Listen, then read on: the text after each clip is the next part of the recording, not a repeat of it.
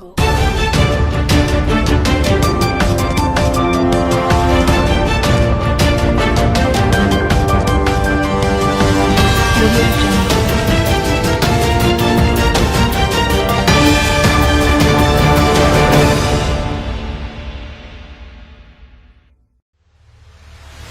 ये बात बिल्कुल निर्विवाद रूप से साबित हो चुकी है कि मोदी सरकार ने देश की जनसंख्या के एक बड़े हिस्से को भुखमरी में झोंक दिया है। कुछ समय पहले जारी हुए वर्ल्ड हंगर इंडेक्स में भारत शर्मनाक रूप से 116 देशों में 101वें स्थान पर पहुंच चुका है। भुखमरी के मामले में भारत की स्थिति पाकिस्तान, नेपाल और बांग्लादेश जैसे पड़ोसियों से भी बदतर है। ये साफ दिखता है कि मोदी सरकार की प्रधानमंत्री गरीब कल्याण योजना सिर्फ एक ढकोसला है, जिसे अब वे बंद करने जा रही है।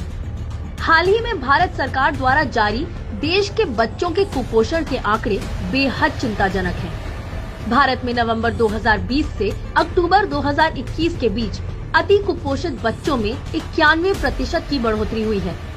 इससे साफ जाहिर है कि इस दौरान मोदी सरकार न तो मिड डे मील योजना चला पाई और न ही गरीबों को मुफ्त राशन की स्कीम। ये आंकड़े मोदी सरकार द्वारा 2018 में शुरू किए गए पोषण अभियान की बुरी तरह विफलता को साफ उजागर करते हैं।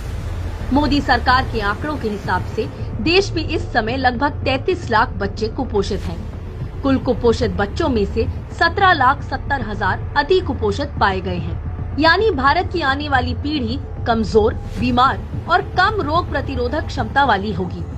दूसरे शब्दों में मोदी सरकार के कुप्रबंधन का खामियाजा देश आने वाले सालों में भी झेलेगा। विशेषज्ञों के अनुसार कुपोषण की जिस अत्यंत बुरी स्थिति में देश पहुंच चुका है, उसने पिछले दशक की सारी मेहनत पर पानी फेर दिया है।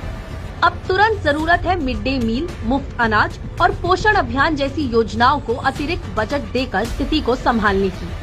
लेकिन मोदी सरकार मुफ्त अनाज योजना को ही बंद करने पर उतारू है। तो अब ये स्पष्ट है कि मोदी सरकार की ये पहचान बच्चे भूखे, मरे किसान।